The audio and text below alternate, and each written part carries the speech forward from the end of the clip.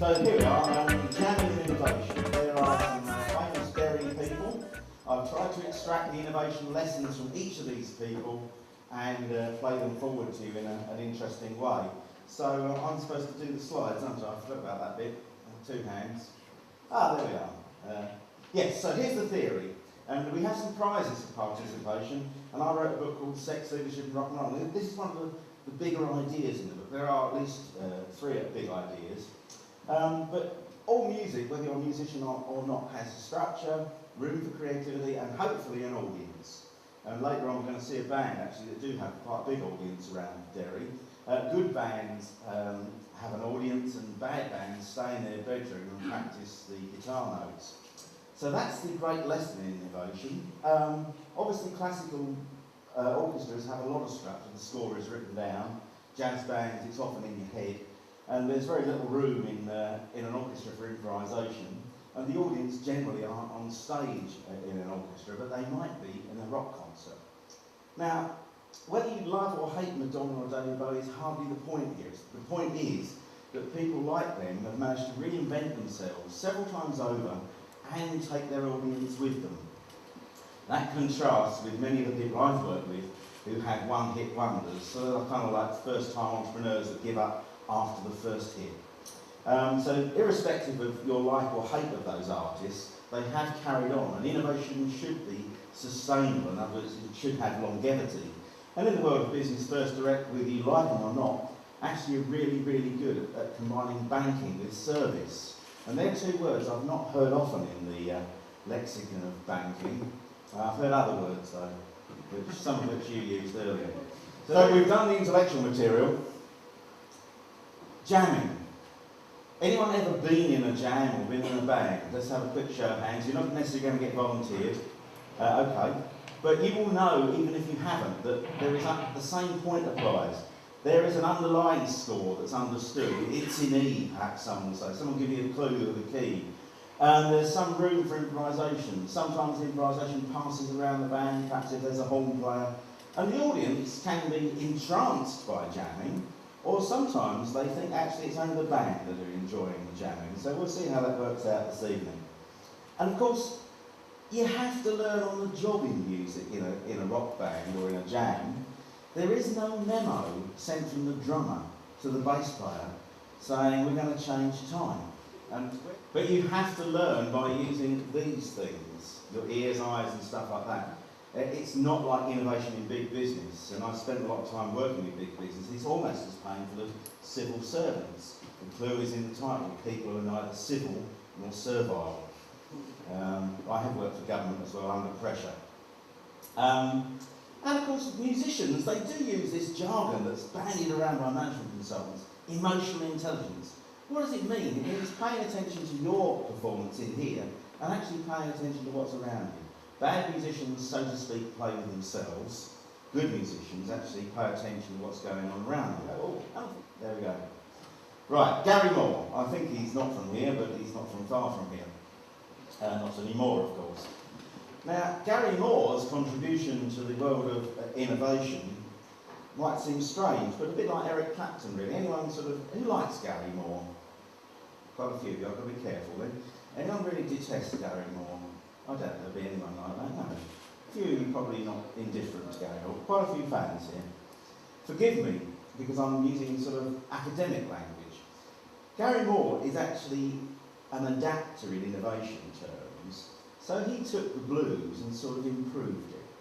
So what that means is he's using all the notes that B.B. King and other players in the blues have used and just turned it and popularised it. And of course a lot of innovation is not about doing new stuff, it's about popularising existing stuff. I mean, you've innovated in jam, but you haven't created a fundamentally new food. And I think innovators often forget that. They want to land on the moon or do something strange.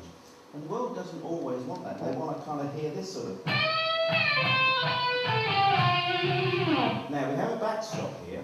I've got a backing tape, but I'd much rather do this song, because the idea here is we have the lesson from Gary Moore, and then we play Gary Moore. So in a minute, we'll do that. Whilst you're thinking about whether you'd like to come and sing Parisian Walkways, Could we just advance the slide one more to give the background to what this word adapter means? As a famous psychologist called Michael Curtin talked about two types of innovators. Unfortunately, he called one of them innovators just to be confusing. But he talked about adapters and innovators. The adapters improve systematically some existing idea and perfect it, make it better. And the innovators try, the blue sky thinking, the mad sort of let's try anything. And you can see this is the adapters and innovators attempting to scale a mountain. And you'll probably notice that on the left-hand side, most of the adapters' experiments will succeed in the end, and there will be many deaths on the right-hand side. So there is a sort of built-in warning here for people who feel they are an innovator and think, well, why should we just do it this way? Many of the sort of failures in innovation are taken by people who simply don't want to fit in with existing systems. And if you are working for government, I bet you've had to fit in with lots of critical success factors, spreadsheets, yada, yada, yada. They couldn't care what your product is. It's whether it fits in with their sort of tick boxes and other things. And once you've learned that, of course, it's very easy to work with your Asda's and your Sainsbury's and the government. So is anyone feeling like they want to come up and play a bit of Gary Moore? Might have to be an instrumental then. Ready then?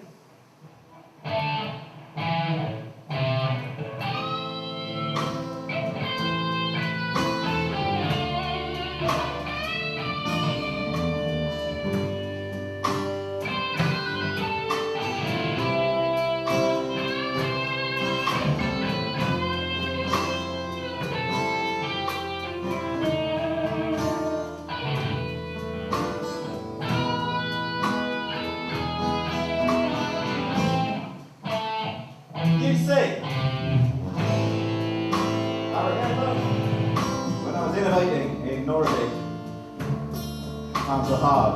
Government had crashed, banks are broken, something else happened, I can't remember what it was. But then I saw this lady and I felt the smell of love on her hands, and I thought, I would want to play the guitar forever and ever.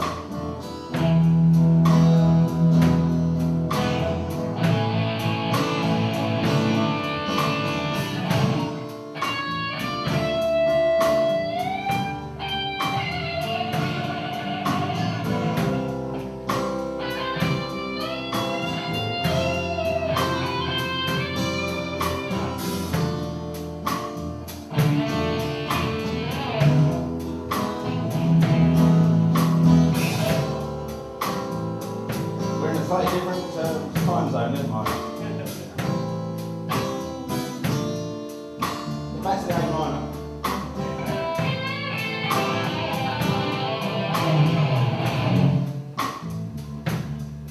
D minor.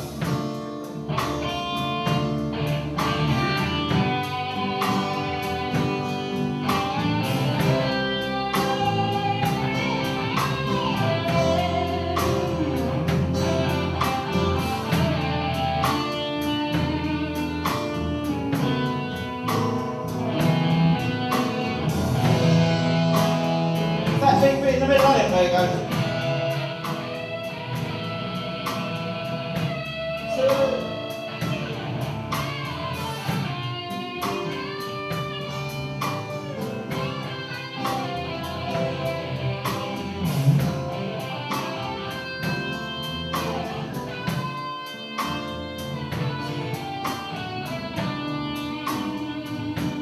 I minor F and E.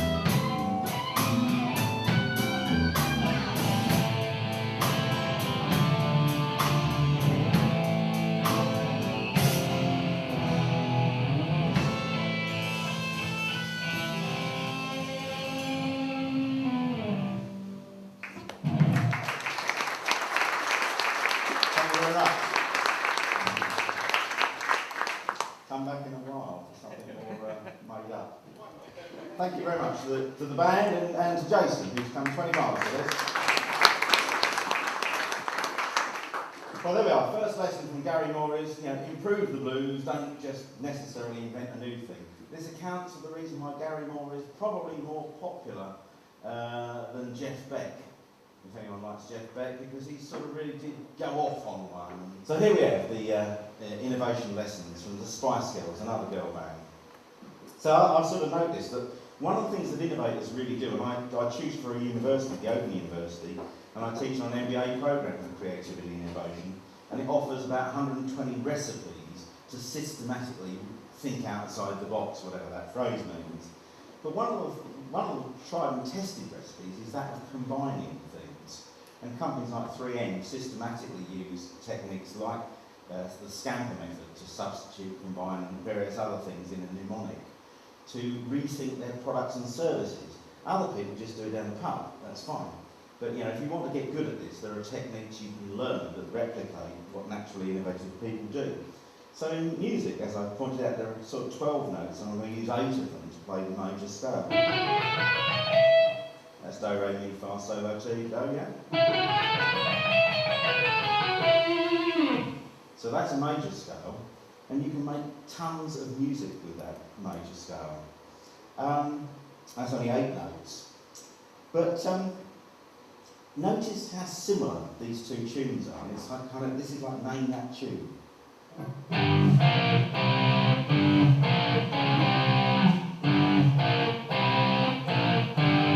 That Tune. It's the song that small boys have tried to play in music shops for over 35 years, I think, and mostly not succeeded. And let's try this one.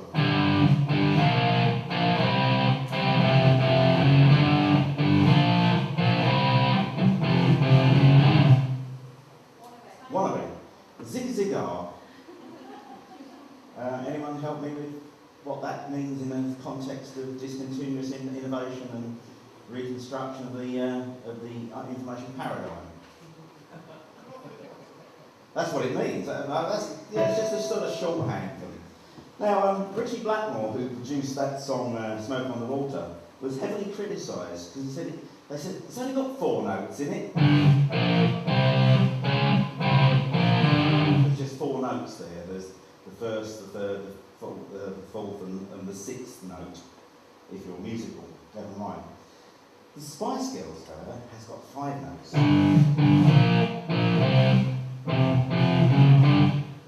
And someone told me in the university does that mean that the Spice Girls is one better than Deep Purple?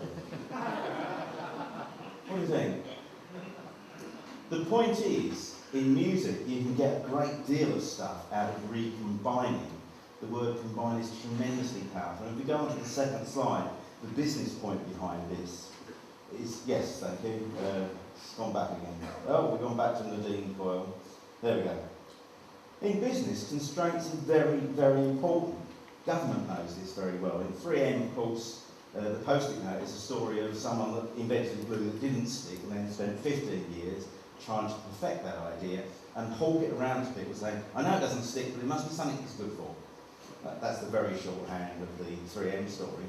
Government people and public service people often say we're surrounded by legal and fiscal and other constraints, we can't do anything. And they're very, very good at navigating all that stuff, aren't they? When they say they're not creative, I think they're actually very adept at dealing with constraints. And inventors, as some innovators, like nothing more than being told you can't do it. So if you want to innovate, of course, find things that people think you can't do and see if you can. In many cases, of course, they will be right, hence the failure rate, but nonetheless. And combination strategies account for a lot of successful businesses. First Direct being combine relationships and love with banking. Anyone bank with First Direct here? A couple of people. They have fans, don't they? They do. It's the only bank that you can use the word fan with. This graphic story of First Direct is guy actually on the razzle on a Friday night in London, completely pissed. And at 11:30 finds out he's got no money in his pocket, and the women are thinking, well, that's obvious, isn't it? Anyway, he's in London, no money, got to get to Reading, about 50 miles, I guess. What does he do? What do you think he does? Rings the wife is the obvious answer. It's short-term gain, long-term penalty, I guess. What else? What else is possible? Busking is usually mentioned as well. Let's pretend he can't play a guitar. Well, of course he does. He phones up First Direct, who have no algorithm for that problem, but they hire people that are good at problem solving. So what does the person do? They get the yellow pages out, find a taxi that takes credit, send £80 to the taxi company takes the man back to Reading, he's happy, he's £80 lighter, everyone's happy, he writes a letter to First Direct to thank them for taking £80 away from him. Tom Jones, is there an innovation from Tom Jones? Well, actually there is, but I don't know whether we're going to do it. It's not unusual. We may just pass over this like Nadine Coyle. Innovation is not unusual. When you get something that actually succeeds on a big scale, it's usually because people think it fitted in with their lifestyle. And you can go all the academic literature, they talk about innovators deal with the socio-technical systems of their innovation. My translation of that is that Asda didn't like your jam label because they thought it was for the kids, and presumably they had other ideas. I think if they were smart, they'd have several brands, one of which is the kids one. But they obviously were thinking about their market, not the one that you started with. But innovation, when it succeeds, people usually say, well, anyone could have done that, couldn't they? In other words, it is not unusual. Now the question is, do we want to try? And we'll only do this if the audience want to go, just turn all that echo off. If someone wants to come up here and sing,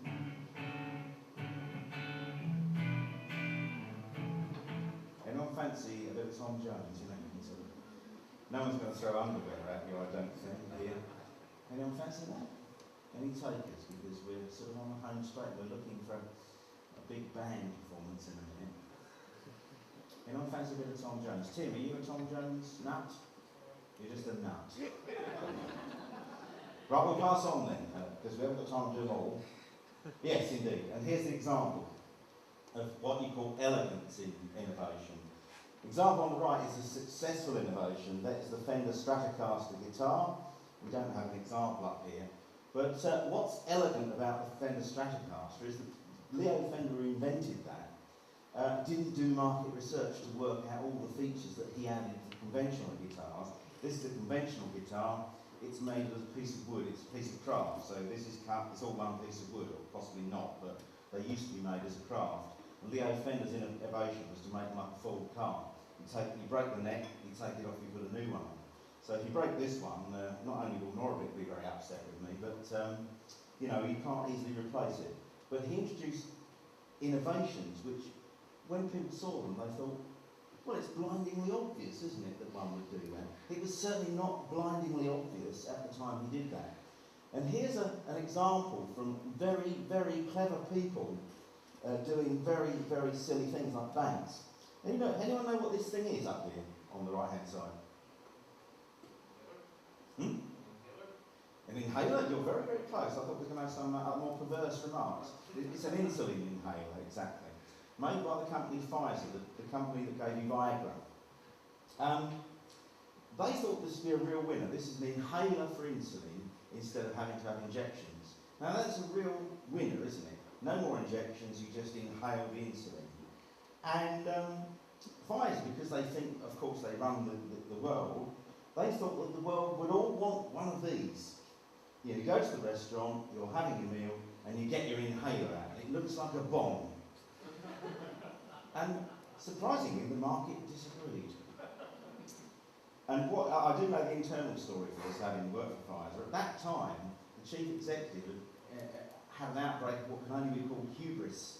And he said, this is going to be our next blockbuster. Anyone that says that it's not is fired. Or it wasn't quite that explicit, but basically anyone that criticised it. So they would have dozens of meetings, and small children would have said, it's a bit big.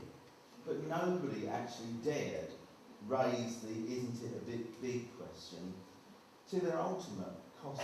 This is billions of pounds of money down the toilet when a 7-year-old could have told them the answer. So, you know, innovation doesn't have to be that difficult.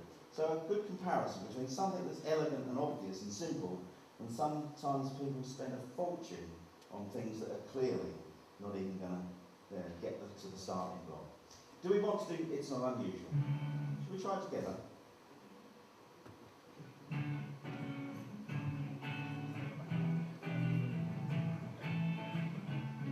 Anyone got the words?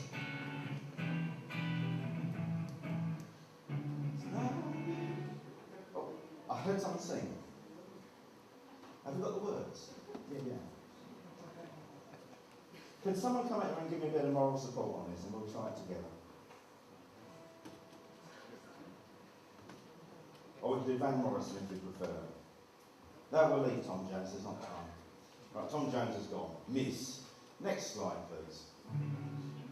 Now, what is the lesson from the undertones? And I think I can rely on you to give me that lesson. Come on, it's your sound. Get rid of food. Yeah, actually, sometimes people do get rid of the leader of an innovative enterprise. They cut off the head and they start again. Bands, of course, are like that. Of course, it's teenage kids, which I've worked out. It's obviously about keep things fresh. And I've worked with a few sort of one or two successful musicians and one or two less successful musicians. And I have worked with this guy who had he's not a one-hit wonder, but a two-hit wonder called John Otway. Anyone heard of him? Oh, a couple of people. His great success, he's a 55-year-old punk rocker, or folky, but his great success is not because he's a great performer or player, because he's certainly not. His great success is he always thinks every time he turns up to a venue that it's the first time he's ever played a gig. So he's got a sort of childlike sort of mentality about the thing. And if you know John Otway, we'll do an after show, but we'll leave that. So I do think innovators get tired. And I think the big mistake in building an enterprise is kind of just resting on your couch thinking, well, we've won. I think that's a terrible, it's easy to start something. It's much harder to keep something going when you think you've actually made profits and everything's going smart. So I'd like actually to get the band up for this, if they would come. So all of them this time, if possible, and we'll have a go at it. So, and we nearly rehearsed this one as well, didn't we? And would anyone actually come? Someone ought to actually come up and sing this. So we've got percussion, we've got wigs, we've got all sorts of things in. I need some percussionists. If you think you can't play a musical instrument, I bet you can play this. Come on, let's see some people. Some things are easy. You ready then, guys? And you can all sing along. 1, 2, 3, 4.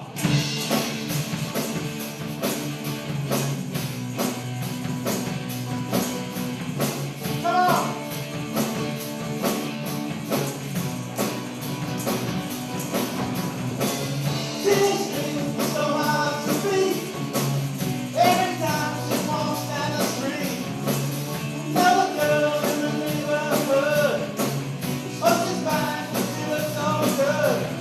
I wanna hold her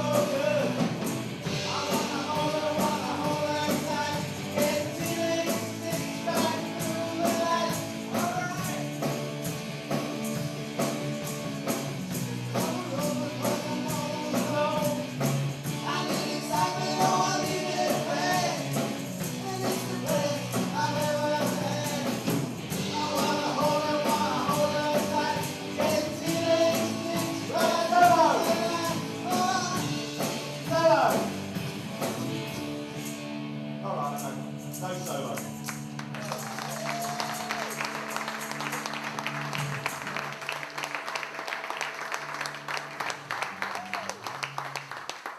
Thank you guys.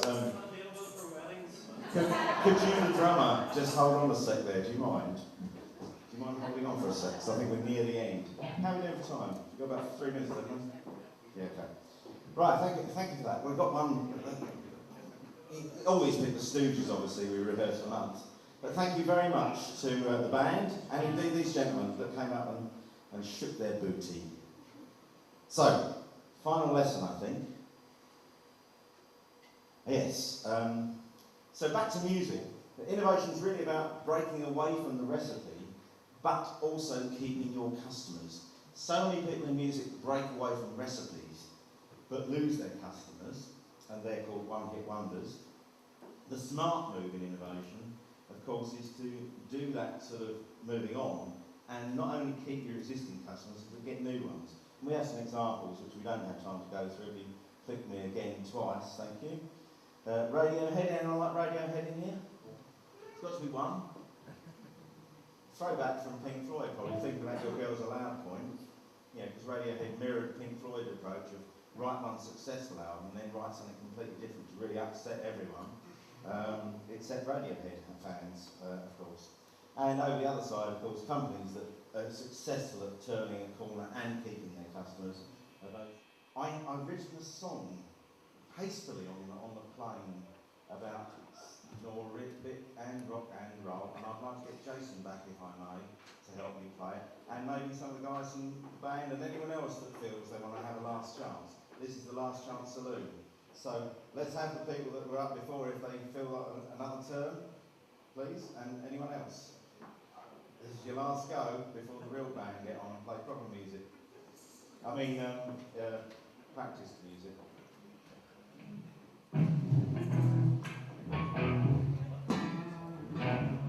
And by the way, Jason's going to start this off with a little bass solo. He doesn't know about that, but he's a virtuoso. I don't know why I'm speaking through this microphone.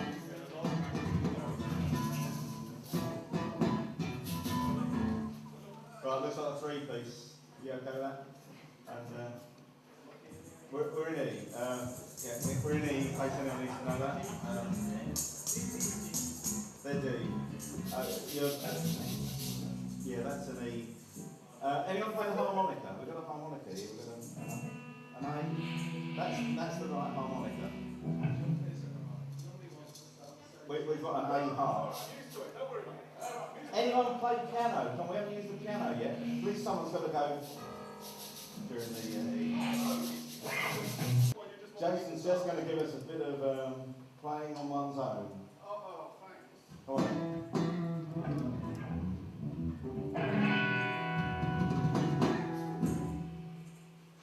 right. Can you give me a bass drum?